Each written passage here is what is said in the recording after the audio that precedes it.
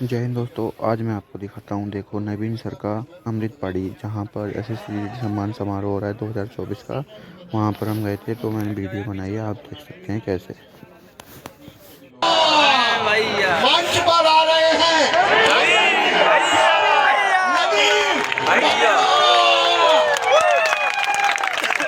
इन बच्चों में से एक भी कुर्सी पर बैठा नहीं मिलेगा सिर्फ आपको।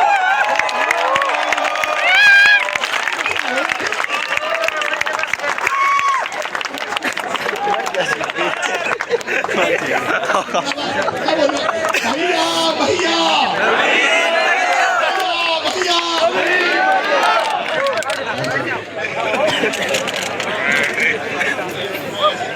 भाई फोन वाले सामने बैठे भाई बहुत बढ़िया। पहले तो जो भी लोग अभी सर ने बताया कि भाई साहब तुम्हें फोटोग्राफर बनना।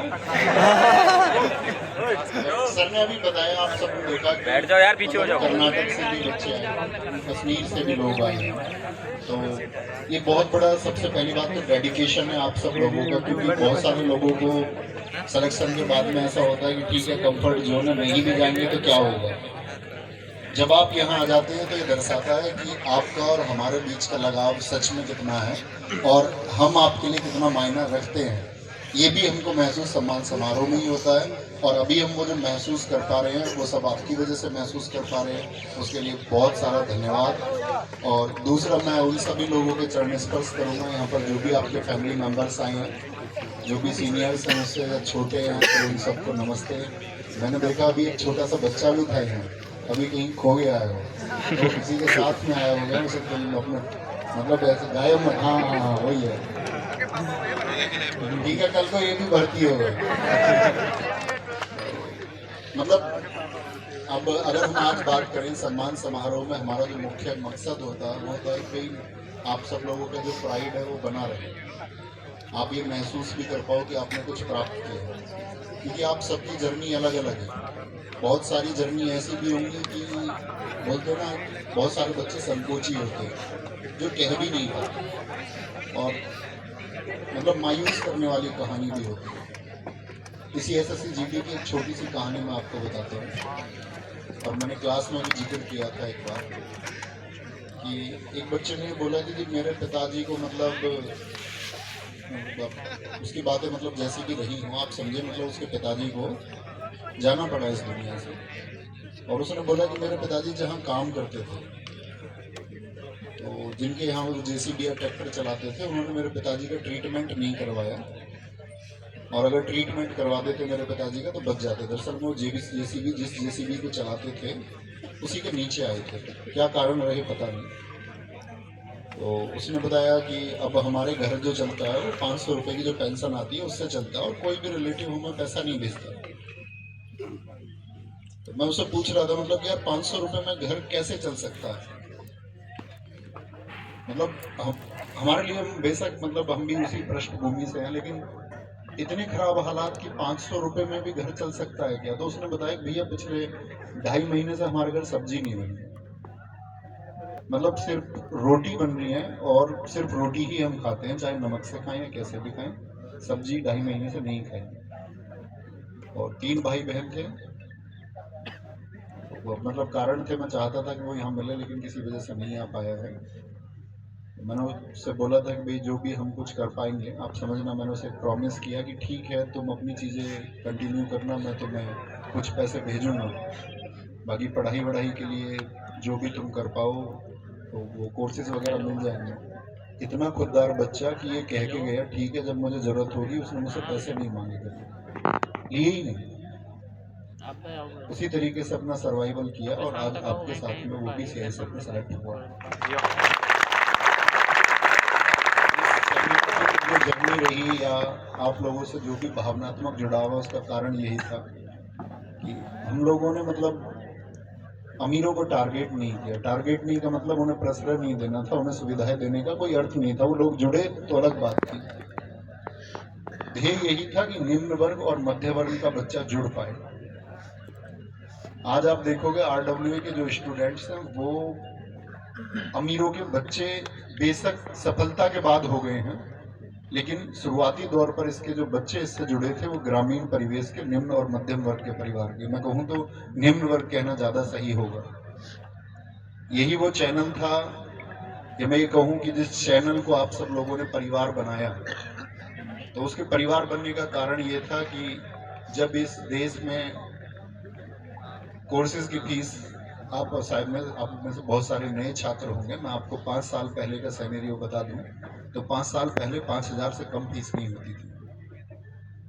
आज हिंदुस्तान में जो ये कोर्सेज की फीस है एनालिसिस करना, वो RWA ने कम की है। इस देश में जो कोर्सेज, दूसरी बात, आज YouTube पे जो डेडिकेटेड लोग पढ़ाने लगे हैं सब लोग, इसकी शुरुआत RWA ने की है। मतलब लोग मजबूर हो गए, लोग ये बोल रहे हैं कि ठीक है तुम्हारा मतलब ये कंपैरिजन हो जाएगा, वो नहीं करना चाहिए, लेकिन अभी आप में से कई साथियों ने खड़े होकर बोला कि हमने कोर्स भी नहीं खरीदा और फ्री ऑफ कॉस्ट क्लासेस से हमारा सिलेक्शन हो गया, तो बच्चा क्यों ही पैसा खर्च करेगा, फिर कोई अर्थ ही नहीं बनता। और फिर आपकी सबकी जर्नी रही होगी ये, लेकिन मैं हमेशा यही बोलता हूँ, ये शायद हम लगभग 20वां प्रोग्राम कर रहे होंगे ऐसा, तो मेरा हमेशा मैसेज यही होता है कि सर ने, जो अंकित भाटी सर ने सपना देखा कि भाई हम एक गरीब से गरीब घर तक एजुकेशन को पहुंचाएंगे, बच्चे के पास पढ़ने के लिए पैसे नहीं भी हैं, लेकिन उसके अंदर वो हौसला, जुनून है कि वो अपनी चीज़ों को दिशा दे सकता है, तो हम उसको एक माध्यम जरूर दें। और वो शायद आज घर घर तक एजुकेशन पहुंच चुकी है। 2 करोड़ प्रतियोगी छात्र होने का मतलब, क्योंकि प्रतियोगी छात्र का मतलब ही क्या है, अगर हम मेजरली बात करें तो 18 से और 28 के बीच का बच्चा, उसमें भी ज्यादातर 18 से 25 के बीच का ही होता है। तो इतनी उम्र वर्ग के अगर 2 करोड़ बच्चे हमसे जुड़े हुए हैं, तो मेरा मानना यह है कि संपूर्ण देश का प्रतियोगी परीक्षाओं की तैयारी करने वाला हर बच्चा जुड़ा हुआ है। और जब संपूर्ण देश के इतने बच्चे जुड़े हुए हैं, उन बच्चों में से कुछ आप बच्चे यहाँ बैठे हुए हैं, तो आप विशेष नहीं, और विशेष आप तब बन जाते हैं कि लोगों ने बोला कि 160 मार्क्स का आपका एग्जाम था, 160। मैं बस बुलाना चाहूँगा, देखो मतलब इसमें कंपैरिजन नहीं है, मेरे दिल की बात है। जैसे कि आप ये सोचोगे कि भाई all India rank 1 Shahrukh Khan सब जानते हो, और ऑल इंडिया रैंक 1 रिजवान,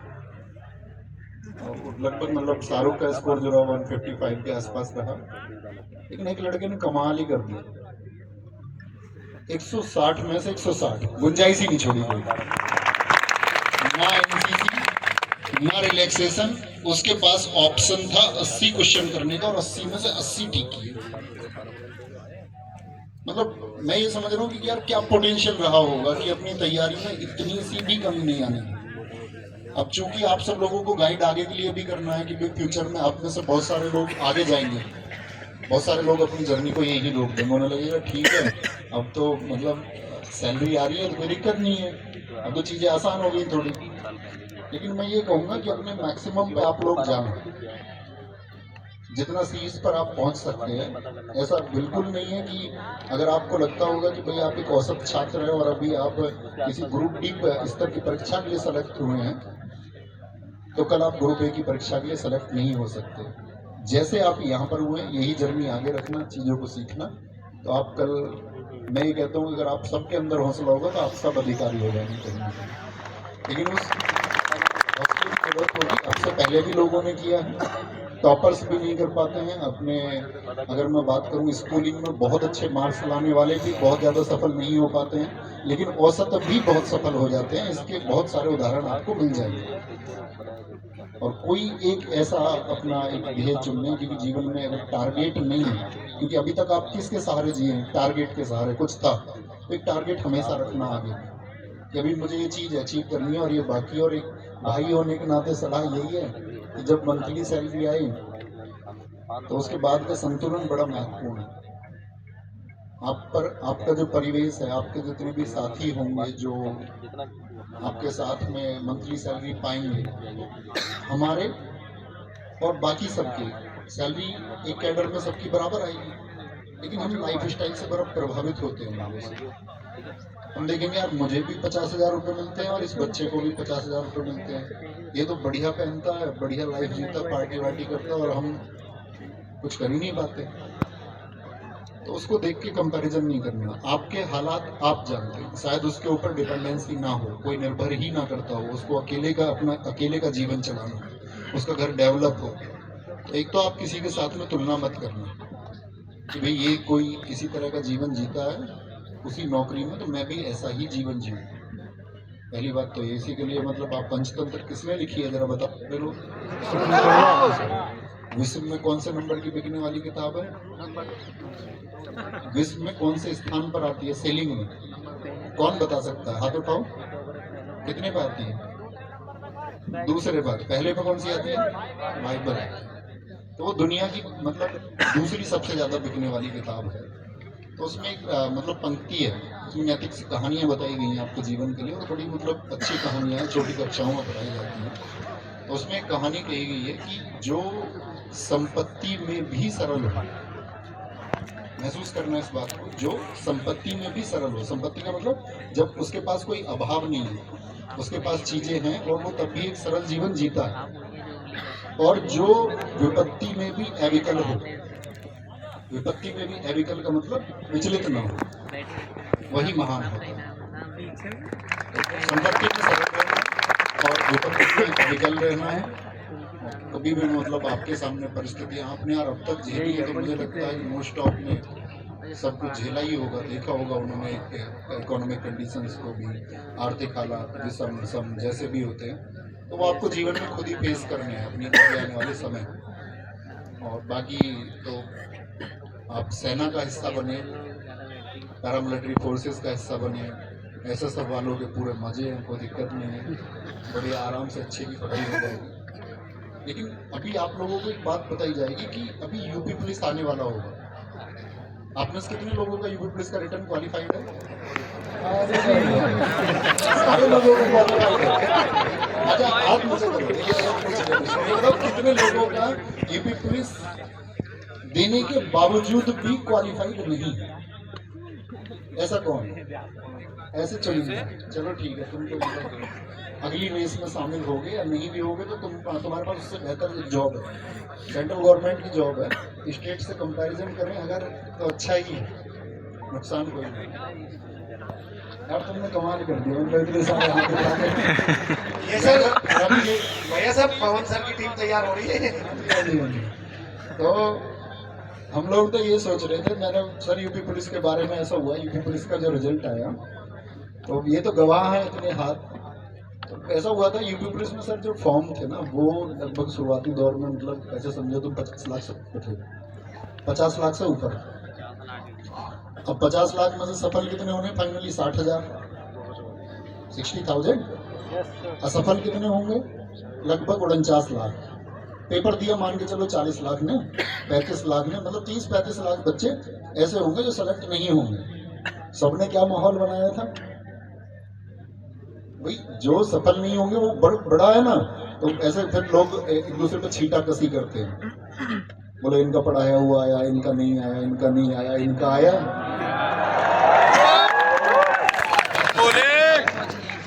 जो आया नहीं आया उसका जो जवाब है वो सिर्फ और सिर्फ सिलेक्शंस देते हैं। मैं ये कहता हूँ कि अगर आप नहीं होते ना, मतलब आप सेलेक्टेड स्टूडेंट नहीं होते, तो हमारी मेहनत का मतलब आईना ही नहीं होता, हम कह ही नहीं पाते किसी से। अभी तो लोग इसलिए मतलब किसी का भी प्रत्युत्तर दे सकते हैं कि आपको पता भी है सिलेक्शंस कितने होते हैं वहां से। अगर सरकार सही तरीके से सही मायने में जितने रोजगार देने की बात करती है उतने रोजगार दे दे, तो उन रोजगार में से सबसे ज्यादा रोजगार अंकित से है। ये सब जो पूरा कर पाते हैं ना, आप मेहनत की वजह से है। ऐसा नहीं यार, क्योंकि गाइडेंस तो हम सभी को देते हैं, लेकिन सबसे बड़ी बात ये होती है कि उस गाइडेंस को मानेगा कौन। सब मानते भी तो नहीं, अपना भी तो दिल होता है सबका। तो मैं उसी दिल की बात बता रहा हूँ कि उसमें एक संतुलन बनाना है आपको आने वाली इस समय में, अपने ट्रेनिंग टाइम पे, और मतलब एक महान व्यक्तित्व की ओर चलो। क्योंकि आपको एक बात पता होना चाहिए, आप कभी इस बात का कोई घमंड मत करना कि आपको सैलरी इतनी आ रही है, मेरी एसएसएफ में इतनी सैलरी आती है। क्योंकि पैसे सब कुछ नहीं होता। आपको ये पार्ट बड़ी यंग एज में सिखाया जाता है कि पैसे से सब कुछ हो जाता है। पैसे से सब कुछ होता तो सलमान खान के पास भी घरवाली होती, सब कुछ। रेखा के पास घरवाला होता, सामंता का तलाक नहीं होता, हार्दिक पांड्या का तलाक नहीं होता। पैसे से सब कुछ नहीं होता। सब कुछ कब मिलेगा? जब आपको अपने लिए सेटिस्फैक्शन होगा। अगर आपको सेटिस्फैक्शन है अपनी इस जॉब में, क्योंकि सेना का ये जो काम है, मैं ये कहता हूँ कि इस देश में प्रत्येक व्यक्ति अपनी सेवा के लिए, जो सेवार्थ व्यक्ति है, उसका देश के अगर तरक्की की हम बात करें उसमें योगदान है उसका। किसी का दिखता है, किसी का नहीं दिखता। प्राइवेट जॉब वालों का भी, सरकारी नौकरी वालों का, सबका है। लेकिन इसमें जो योगदान है, जो सेना का योगदान है, वो सबसे विशेष है। उसके लिए सैल्यूट है तुमको। इससे बड़ा योगदान मैं भाई से गए थे सर क्लास में अपनी में, तो उसका वो समीक्षा अधिकारी बना था यूपी में, पिछले वाले में। हाँ, क्या बात है भैया। तो उसने बोला भैया एक बात बताओ, समीक्षा अधिकारी, मुझे ऐसा लग रहा है कि जब, क्योंकि हमारी इनिशियल स्टेज थी, शुरुआत की, मैं 2 साल पहले की बात बता रहा हूँ, यूपीएसआई में भी सिलेक्ट थे और फिर समीक्षा अधिकारी। तो उन्होंने मुझसे बोला कि एक बात बताओ, आपकी नजर में मैं सम्मान चाह रहा हूँ, तो मैं कौन से पद को प्राप्त कर लूँ? मैंने कहा भाई सेना में जाना पड़ेगा। सेना में जाना पड़ेगा। क्या बात है, अरे वाह, क्या बात है भैया। हमारे लिए सबका है। लेकिन एक बोलते ना कि भाई दुनिया में भाई का भी सम्मान है, माँ का भी सम्मान है, आपका रिश्तेदारों का भी सम्मान है, किसी किसी को पत्नी का बहुत सम्मान है, कोई पति का बहुत सम्मान है। लेकिन भैया दुनिया में सबसे, मैं तो ये मानता हूँ, दुनिया में सबसे बड़ी निधि हमारी पत्नी ही है। कोई नहीं होती इस दुनिया में। मैनेजर साहब की पत्नी बढ़िया है। जिनको नहीं पता होगी गड़बड़ हो जाएगी ना, जिनको नहीं पता। सर को बता दिया सर ने। मतलब कहने की बात यह है कि माँ बाप विशेष क्यों है, आपको ये सोचना है। विशेष इसलिए है क्योंकि वो एक ऐसा रिश्ता है जिसे आप दोबारा नहीं प्राप्त कर सकते। आप माँ किसी और को नहीं बना सकते भाई, आप पिता किसी और को नहीं बना सकते, गुरु आप किसी को बना सकते, इसलिए गुरु तीसरे पर है।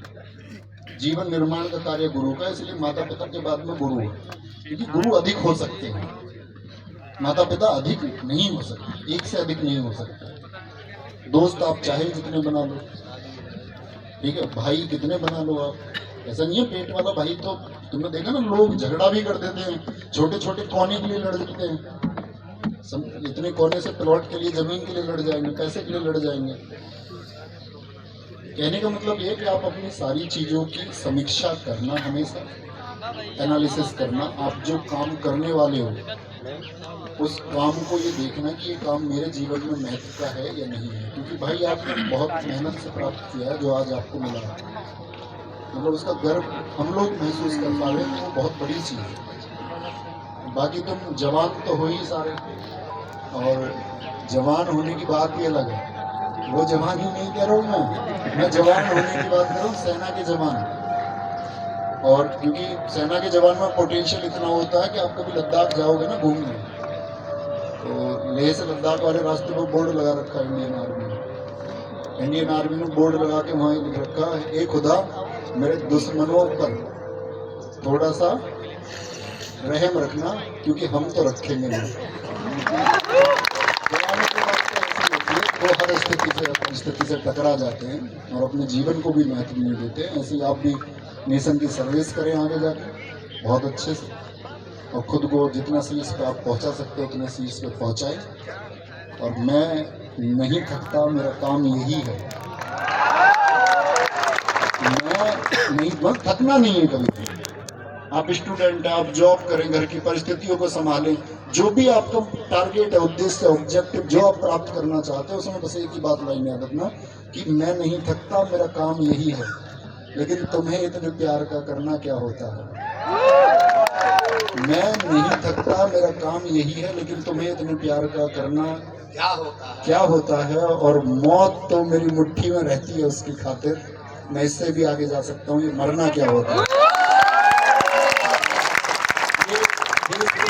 देश के लिए ये भाव तुम्हारे अंदर अगर नहीं भी होंगे तो ट्रेनिंग के बाद में पैदा हो जाएंगे। ठीक है, नमस्ते, थैंक यू, चलिए।